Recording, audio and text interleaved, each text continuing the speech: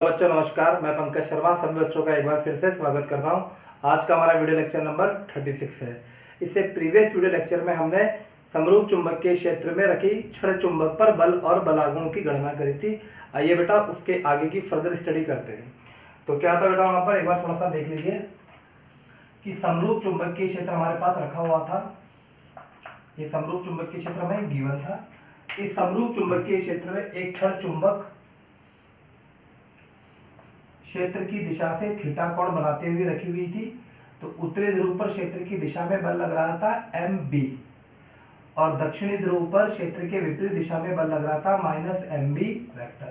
तो net force आ रहा था वहां पर F net = 0, जबकि बल आघूर्ण आ रहा था टॉ = capital M × B × sin theta.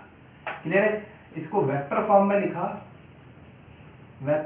लिखा, तो बच्चों क्या आया, टॉ vector = M × B।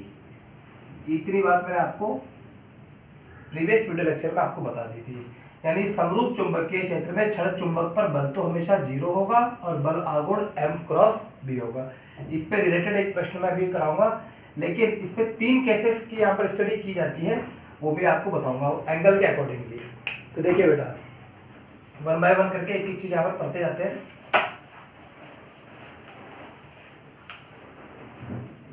Special cases, case first, जब थीटा बराबर 0 डिग्री हो। थीटा बराबर 0 डिग्री का मतलब क्या है, M वेक्टर व B वेक्टर के मध्य कोण 0 डिग्री हो। तो सबसे पहले आपको डायग्राम समझना है।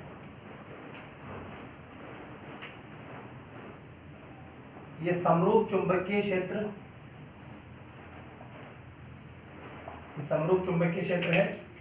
समरूप चुंबकीय क्षेत्र की दिशा किधर है बेटा, आप यहाँ पर इमेजिन कर लीजिए कि ये आई कैप की तरफ है।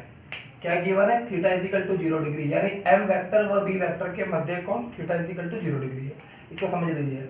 टॉ = होता है M × B, यानी टॉ = है MB sin थीटा।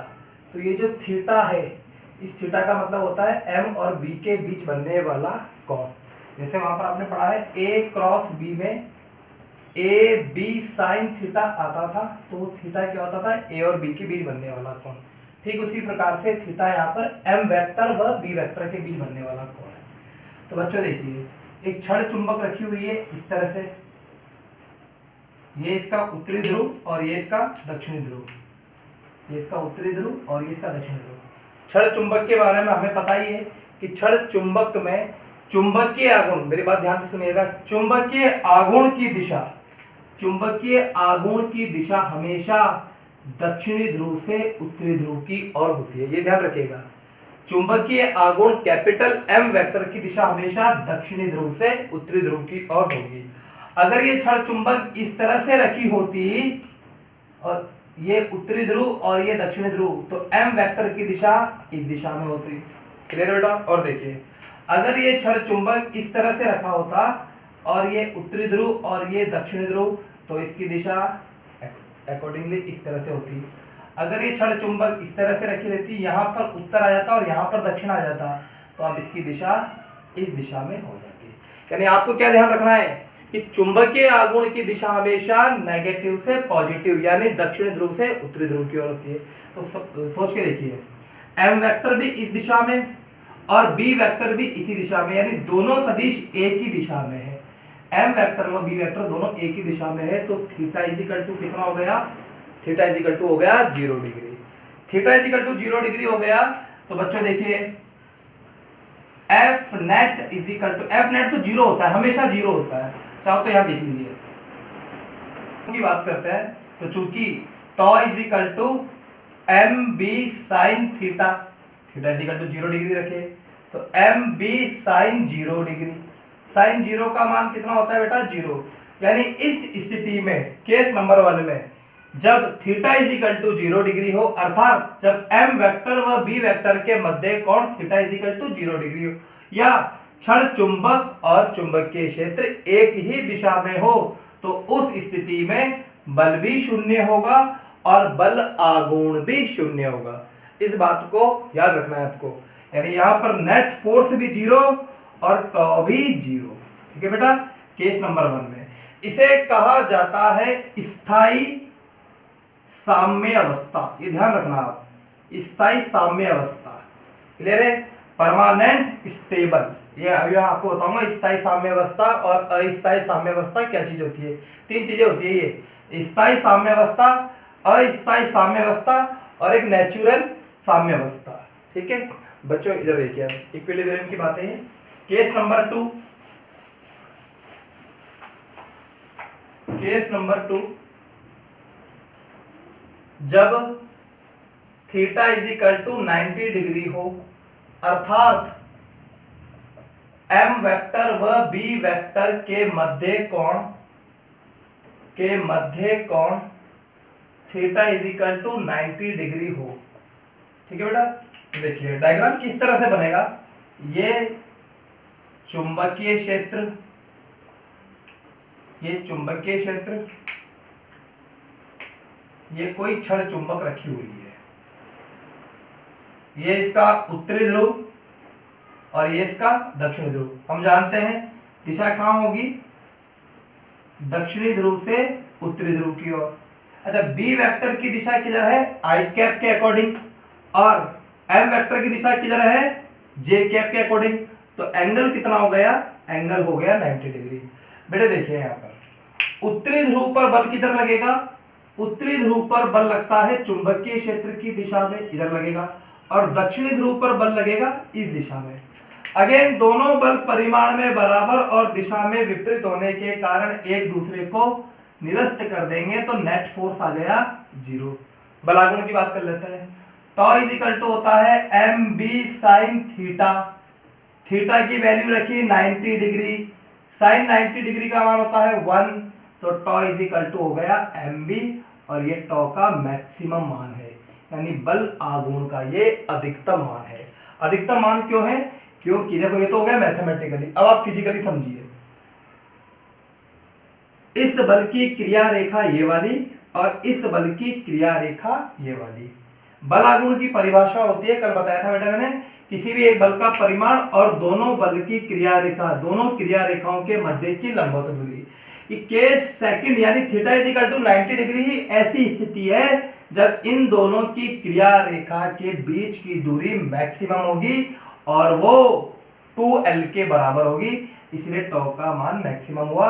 और या तो इस तरह से ध्यान रखिएगा या फिर ऐसे ध्यान रखिएगा कि theta is equal to 90 degree, theta is equal to 90 degree पर साइन का मान मैक्सिमम होता है, इसलिए टॉ का मान मैक्सिमम हो गया।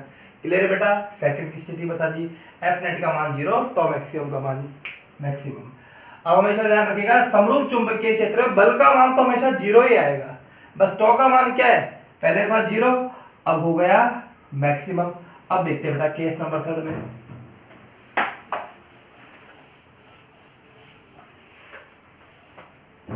केस नंबर 3,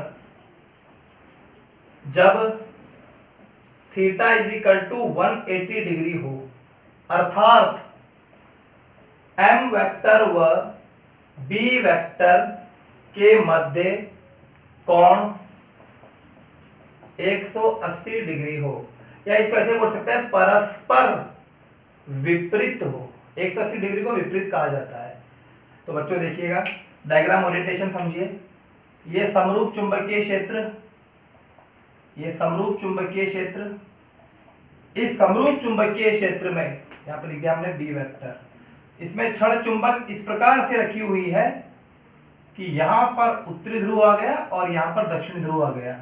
तो बेटा देखिए दिशा क्या हो जाएगी, दिशा हो जाएगी इस दिशा में।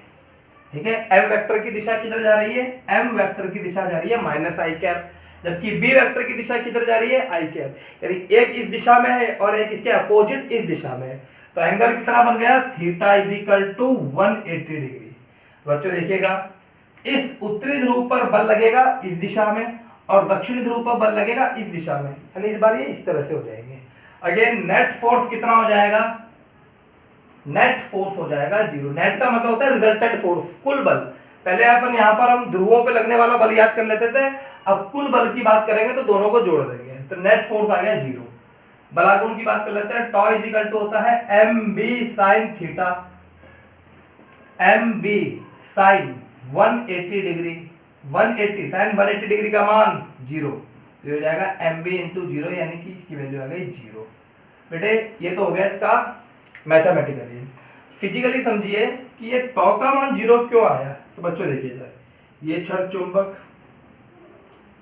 ये उत्तरी ध्रुव और ये दक्षिण ध्रुव, इस पर बल लगा इस दिशा में और इस पर बल लगा इस दिशा में, इसकी क्रिया रेखा ये वाली और इसकी क्रिया रेखा ये वाली, यानी दोनों की क्रिया रेखा एक ही है, इस तरह से ही है, दोनों की क्रिया रेखा एक। इससे पहले क्रिया रेखा ऐसे थी, अब क्रिया रेखा क्या हो गई, एक ही लाइन के अनुदिश आ गई। तो बेटा बल आघूर्ण की परिभाषा क्या होती है, किसी भी एक बल का परिमाण इंटू दोनों बलों की क्रिया रेखा के मध्य की लंबवत दूरी। अब चूंकि दोनों ये एक ही रेखा के अनुदिश आ गई तो लंबवत दूरी कितनी हो गई, 0। इसी कारण यहाँ पर ये 0 आया। या तो आपको मैथमेटिकली समझना है या आपको फिजिकली समझना है, लेकिन आपको ये ध्यान रखना है। क्लियर। अब बल भी 0 आ गया और बल आघूर्ण भी 0 आ गया। बल 0 आने का मतलब ये स्थानांतरित गति नहीं करेगा, यानी ये एक जगह से दूसरी जगह नहीं जाएगा। बल आघूर्ण 0 का मतलब ये घूर्णन गति भी नहीं करेगा। क्लियर है बेटा। तो अगर ये न तो स्थानांतरण गति करेगा नहीं ये घूर्णन गति करेगा, तो ये क्या कैसी अवस्था में हो जाएगा, ये हो जाएगा साम्य अवस्था में। लेकिन 180 डिग्री वाले को कहा जाता है अस्थायी साम्य अवस्था। वैसे तो ये 11th क्लास में सिखाया जाता है, ये बेटा स्थितिज ऊर्जा से आपको बताया जाता है कि स्थायी साम्य अवस्था और अस्थायी साम्य अवस्था कब होती है और कैसे कहा जाता है इसे। फिर भी मैं आपको एक बार यहाँ पर बताऊंगा, लेकिन जो मतलब की बात है 12th में वो आपको ध्यान रखनी है। एक बार मैं इसको रिवाइज करा देता हूँ कि तीनों जो मैंने आपको केस बताया इसको एक साथ यहाँ लिख देता हूँ, तीनों केस को एक साथ यहाँ लिखेंगे। ये केस नंबर 1, ये केस नंबर 2 और ये केस नंबर 3। केस नंबर 1 में ये चुंबकीय क्षेत्र इस दिशा में, तीनों में चुंबकीय क्षेत्र एक ही डायरेक्शन में था, इधर भी चुंबकीय क्षेत्र इस दिशा में है। दो चुंबकीय क्षेत्र को हम चेंज नहीं कर रहे हैं, ये चुंबकीय क्षेत्र इस तरह से है। यहाँ पर छड़ चुंबक रखी हुई थी, चुंबक यहाँ पर theta is equal to 0 degree बोल रखा था, या 90 डिग्री बोल रखा था, और यहाँ 180 डिग्री बोल रखा था। तो बेटा छड़ चुंबक इस तरह से रखी हुई है कि यहाँ N है और यहाँ S है। यहाँ पर छड़ चुंबक लंबवत हो गई, यहाँ N आ गया और यहाँ S आ गया, और यहाँ छड़ चुंबक इस तरह से हो गई कि यहाँ S आ गया और यहाँ N आ गया। यानी अगर मैं कहूँ तो ये इस तरह से है कि कोई छड़ चुंबक है, ये इसका N पोल और ये इसका S पोल, तो बेटा धीरे धीरे घुमाते घुमाते ये इस तरह से लंबवत हो गई और वापस इसको घुमाते हुए इस तरह से, यानी 180 डिग्री कोण पे घुमा दिया तो N की जगह S आ जाएगा और S की जगह N आ जाएगा। बात क्लियर।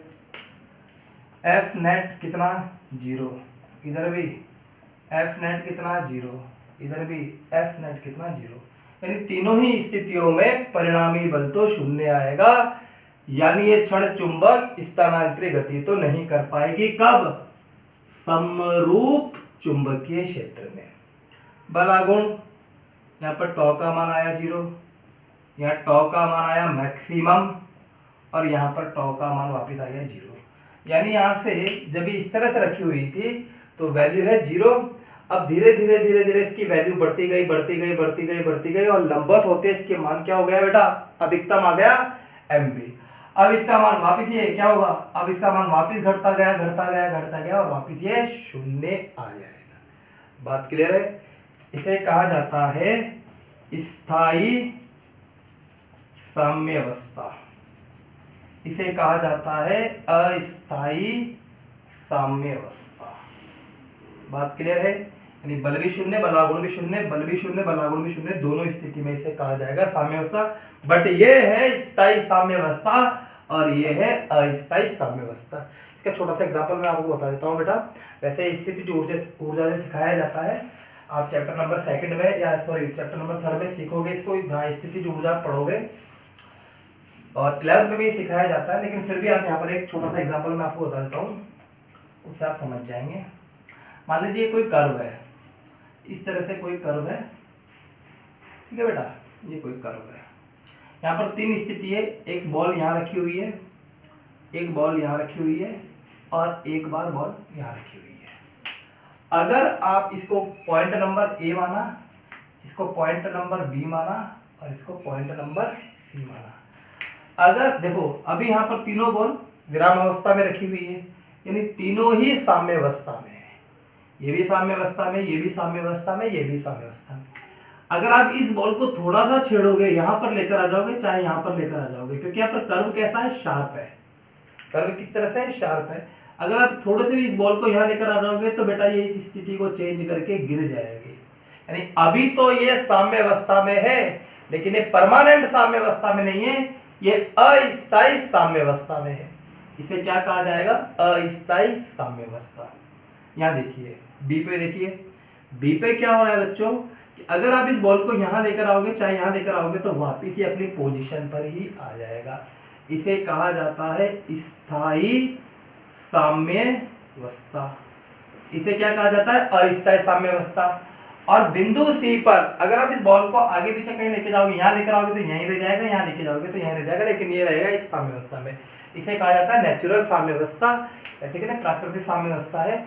इसमें हम इसकी बात नहीं करते, हम केवल इन दोनों से मतलब होता है, ठीक है। एक तरीका तो ये होता है, एक तरीका इसके स्लोप से भी फाइंड आउट किया जाता है, ठीक है। वो फिर मैं कभी क्लास में, कभी ये टॉपिक आता है तो वहाँ बताऊंगा। वैसे ये 11th क्लास में सिखाया जाता है। अभी आपको इतना ही ध्यान रखना है कि थीटा इजिकल टू 0 डिग्री स्थायी साम्य अवस्था और थीटा इजिकल टू 180 डिग्री अस्थायी साम्य अवस्था। बात क्लियर है। अब एक न्यूमेरिकल देखिएगा बेटा।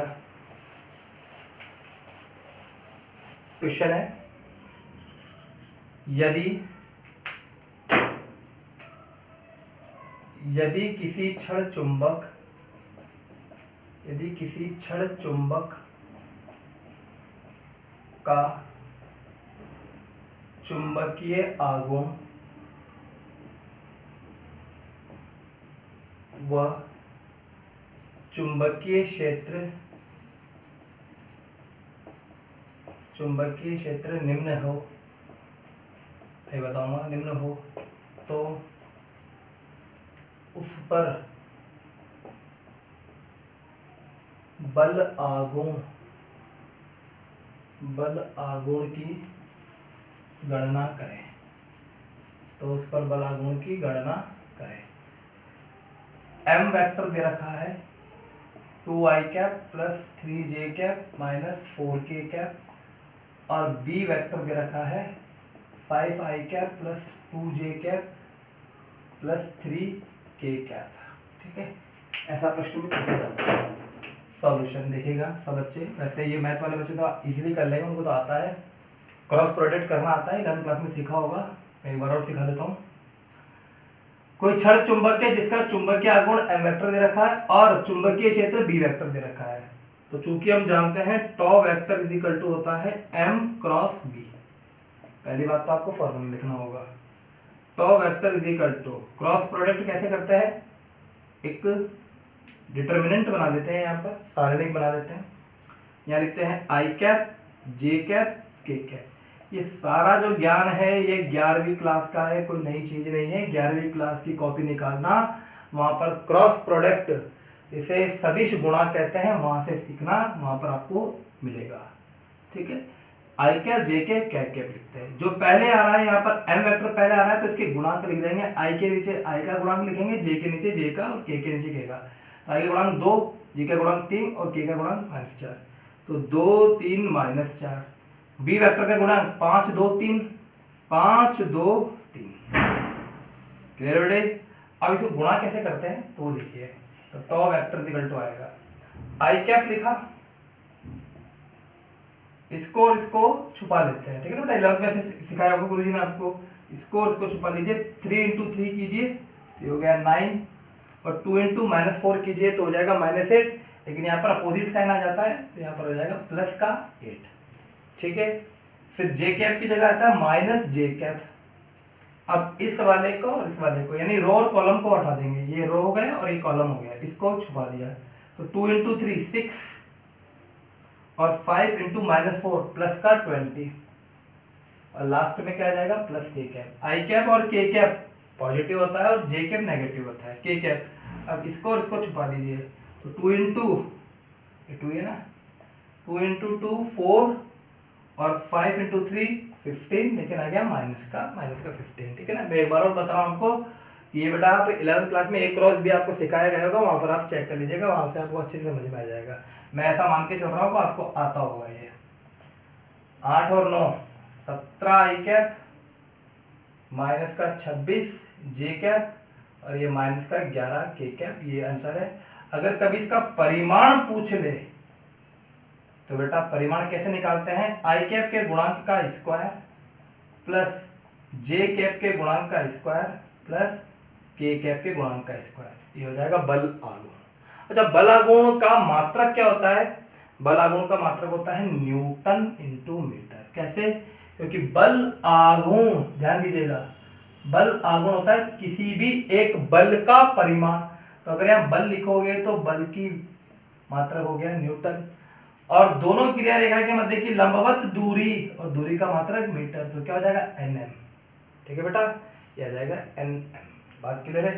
तो ये है बेटा क्वेश्चन। अब इसके बाद का अगला टॉपिक स्टडी करते हैं। इसको बेटा अगला टॉपिक है समरूप चुंबकीय क्षेत्र में क्षण चुंबक को घुमाने में किए गए कार्य की गणना। हमारे पास क्षेत्र कैसा है, समरूप चुंबकीय क्षेत्र। समझ लेते हैं पहले इसको। ये कोई समरूप चुंबकीय क्षेत्र है। इस समरूप चुंबकीय क्षेत्र में कोई क्षण चुंबक है, मान लीजिए ये क्षण चुंबक है।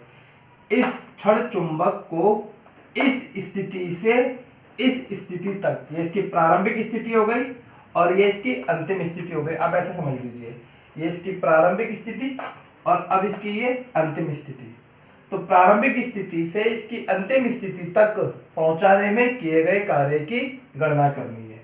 ठीक है बेटा, यानी यहाँ पर हमें कितना कार्य करना पड़ेगा उस चीज की यहाँ पर कैलकुलेशन करनी है। तो ये समरूप चुंबकीय क्षेत्र, मैं यहाँ पर 2 डायग्राम बनाऊंगा, आपको दोनों चीजों को समझना है। तो बेटा देखिए, पहले एक बार मैं समझा देता हूँ, उसके बाद इसकी कैलकुलेशन वाले पोर्शन भी समझाऊंगा। तो सबसे पहले हुआ क्या कि यार ये कोई समरूप चुंबकीय क्षेत्र है बी वेक्टर, ये डायग्राम नंबर ए है और ये डायग्राम नंबर बी है। इस समरूप चुंबकीय क्षेत्र में एक क्षण चुंबक थी, ये इसका उत्तरी ध्रुव और ये इसका दक्षिणी ध्रुव, जो प्रारंभ में क्षेत्र की दिशा से किसी एंगल थीटा1 का मतलब हो गया प्रारंभिक कोण। क्लियर। अब इसको इस स्थिति से थीटा2 बेटा यहां तक घुमाने में किए गए कार्य की गणना करनी है। तो डायग्राम सही से ना बने तो आप समझ सही से लेना, बस ये डायग्राम ऐसा।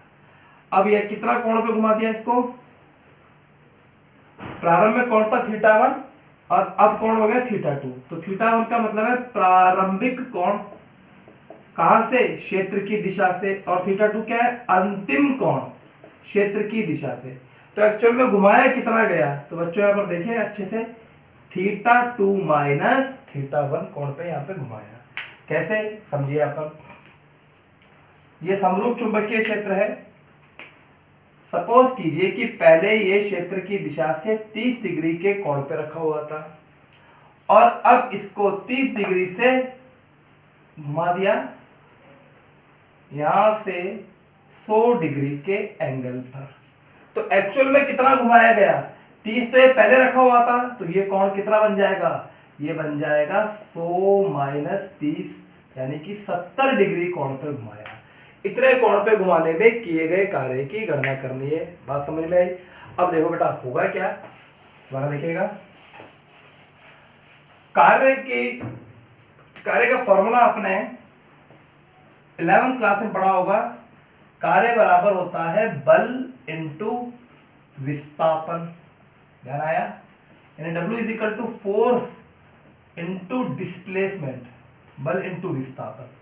ठीक है। अगर ये दोनों एक ही दिशा में होगा, यार कोई पिंड है m द्रव्यमान का, अगर इस पर आप कोई फोर्स लगाते हो और ये इसी दिशा में शिफ्ट हो जाता है, यानी यहाँ पर s डिस्टेंस या s विस्थापित हो जाता है, यहाँ अगर ये एक ही दिशा में है तो दूरी और विस्थापन सेम रहेगा। तो बेटा W इज इक्वल टू क्या जाता है, F इंटू एस, क्योंकि अगर आप इसको खोलोगे तो F into S cos theta आएगा, और कॉस थीटा यानी थीटा की वैल्यू 0, क्योंकि जिधर फोर्स लग रहा है उधर ही विस्थापन हो रहा है, तो कॉस 0 का मान 1, यानी कार्य बराबर होता है बल इंटू विस्थापन। आप इसको ध्यान रखेंगे। क्लियर बेटा? ये ऐसा 11th क्लास में आपने पढ़ा होगा कि अगर कोई पिंड है m द्रव्यमान का, उस पर बल लगाया तो कार्य बराबर आता है बल इंटू विस्थापन। लेकिन यहां पर सबसे गजब की बात क्या है कि समरूप चुंबकीय क्षेत्र में छड़ चुंबक को रखने पर नेट फोर्स तो 0 आता था। ठीक है बेटा? तीनों स्थितियों में भी बताया मैंने आपको, तीनों स्थितियों में नेट फोर्स तो 0 आता था। तो बेटा यहां पर जो कार्य होगा वो किसके कारण संपन्न होगा? वो बल आघूर्ण के कारण संपन्न होगा। बात क्लियर है? तो जब बल आघूर्ण यहां पर आ जाएगा, बल आघूर्ण, ठीक है, तो विस्थापन की जगह क्या आ जाएगा? कोणीय विस्थापन। इस बात को अच्छे से समझ लीजिए। ठीक, दोबारा देखिएगा, कार्य बराबर क्या होता है? यहां से फॉर्मूला बन गया बल आघूर्ण इंटू कोणीय विस्थापन। क्योंकि हमने यहां पर जो विस्थापन दिया है वो कोई रेखीय विस्थापन नहीं दिया है कि छड़ चुंबक को ऐसे रखी हुई थी प्रारंभ में और इसको विस्थापित करके 1 सेंटीमीटर, 2 सेंटीमीटर, 3 सेंटीमीटर दूर ले गए, ऐसा विस्थापन नहीं है। यहां पर क्या लिखा हुआ है? छड़ चुंबक को घुमाने में, घुमाने का मतलब है कोणीय विस्थापित करने में किए गए कार्य की गणना। तो कोणीय विस्थापन जब किया तो एक्चुअली लगा क्या बेटा? बल आघूर्ण। तो कार्य बराबर हो जाएगा बल आघूर्ण इंटू कोणीय विस्थापन। बात समझ में आई? यानी फॉर्मूला क्या बन जाएगा?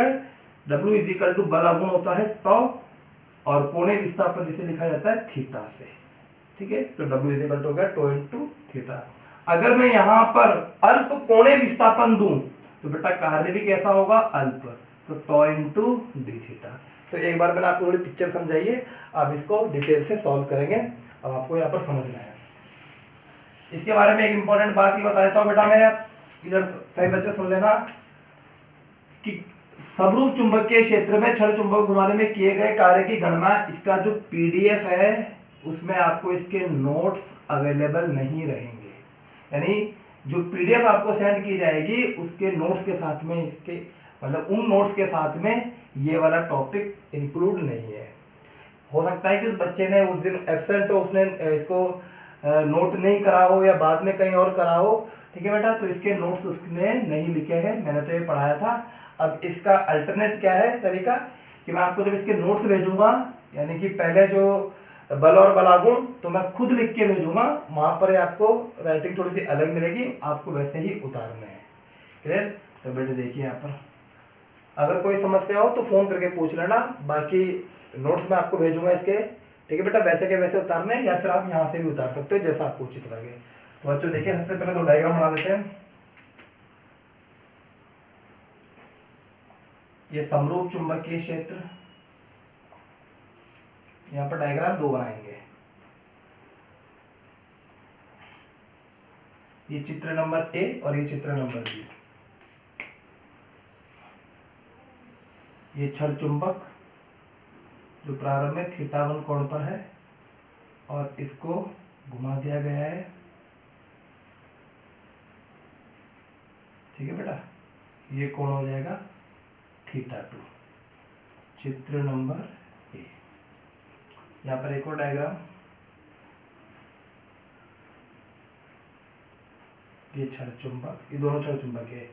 ये स्थिति फर्स्ट है और ये स्थिति सेकंड है।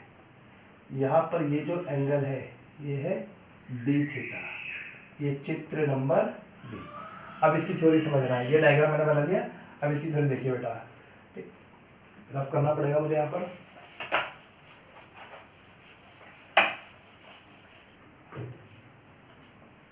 माना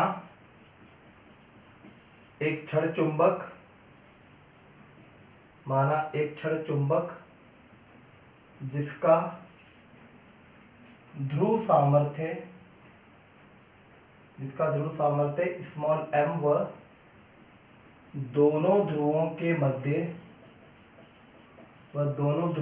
मध्य की दूरी 2l है। हमेशा ये बात तो लिखनी ही पड़ेगी। तथा इसका चुंबकीय आघूर्ण, इस डायग्राम को भी रफ कर देता हूं मैं। अब इस डायग्राम को आप ध्यान रखना, पहले है ये θ1 से θ2 कोण तो घुमाया गया है और यहाँ पर डी थीटा, इसको चाहे तो आप नोट कर लेना बेटा। अब देखिए यहाँ पर पूरी थ्योरी लिखूंगा, यहाँ पर ध्रुवों के मध्य की दूरी 2l है तथा इसका चुंबकीय आघूर्ण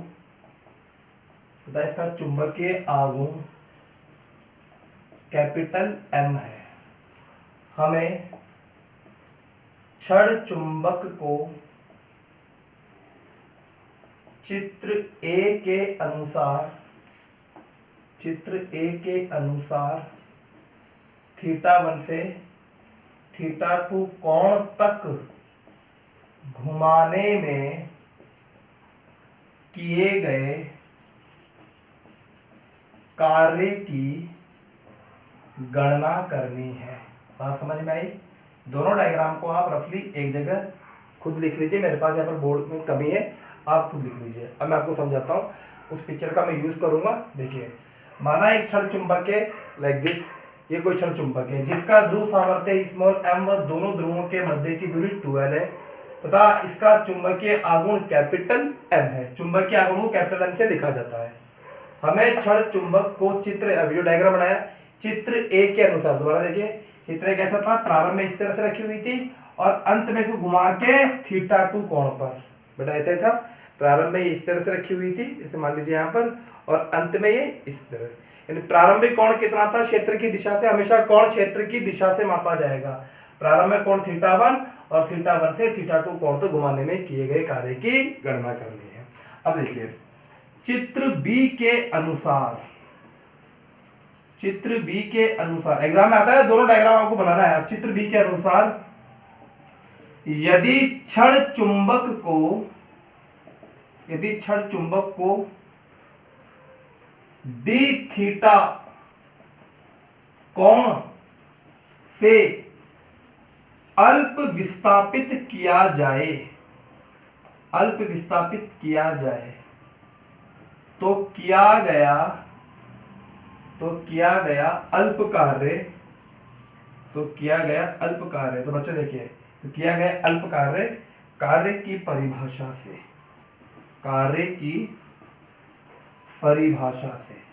अब आपको थोड़ा ध्यान देना है यहाँ पर, कार्य की परिभाषा से ध्यान देख लीजिए बेटा। आपको भी मैंने बताया भी था, ये 11th क्लास का पोर्शन है। कार्य बराबर होता है बल इंटू विस्थापन, ये तो आपको ध्यान रखना है। लेकिन अगर ये जो बल है ये स्थानांतरित गति का बल है, ठीक है बेटा, स्थानांतरित गति में विस्थापन आता है। अगर बल की जगह अगर कभी बल आघूर्ण हो जाए तो विस्थापन की जगह कोणीय विस्थापन आ जाएगा, क्योंकि यहाँ पर घुमाने में किया गया कार्य डिफाइन करना है। तो कार्य की परिभाषा से तो बेटा dw बराबर बल आघूर्ण को कैसे लिखते हैं, टॉ से, और कोणीय विस्थापन को कैसे लिखेंगे, d थीटा से। ये समीकरण नंबर 1 आ गया। सबसे इंपॉर्टेंट फॉर्मूला यहाँ पर यही है, एक बार मैं समझा देता हूँ। माना एक क्षण चुंबक है जिसका ध्रुव सामर्थ्य m व दोनों ध्रुवों के मध्य की दूरी 2l है, इसमें कोई नई बात नहीं है, तथा इसका चुंबकीय आघूर्ण कैपिटल M है, इसमें भी कोई नई बात नहीं है। हमें क्षण चुंबक को चित्र ए के अनुसार θ1 से θ2 कोण तक घुमाने में किए गए कार्य की गणना करनी है। हमारा उद्देश्य यही है, ठीक है बेटा। ये डेरिवेशन है, अगर एग्जाम में आता है तो 2 नंबर का आपको यही पूरा ऐसे लिखना होगा। तो हमें θ1 से, मेन बात यहाँ पर यही है, θ1 से θ2 कोण तक घुमाने में किए गए कार्य की गणना करनी है। तो घुमाने में जो कार्य होता है वो किसके द्वारा होता है, क्योंकि यहाँ पर बल आघूर्ण लग रहा है, बल की जगह क्या लग रहा है, बल आघूर्ण, तो विस्थापन की जगह क्या आ जाएगा, कोणीय विस्थापन। बल आघूर्ण को टॉ से लिखा जाता है और कोणीय विस्थापन को थीटा से लिखा जाता है। सर यहाँ पर डी क्यों लगाया, तो बेटा डी से लगाया क्योंकि यहाँ पर अल्प कार्य हो रहा है। क्योंकि चित्र बी आप अच्छे से देखिए, तो चित्र बी में क्या था बेटा, चित्र नंबर ए में तो θ1 θ2 दे रखा था, चित्र बी में लिखा था अल्प डी थीटा, यानी बेटा ये एंगल डी थीटा था। तो अगर थोड़ा सा घुमाया जाएगा, इसको थोड़ा सा घुमाया जाएगा तो कार्य भी क्या होगा, थोड़ा ही कार्य होगा। तो सबसे पहले ये फॉर्मूला आ गया। आगे डेरिवेशन देखिए,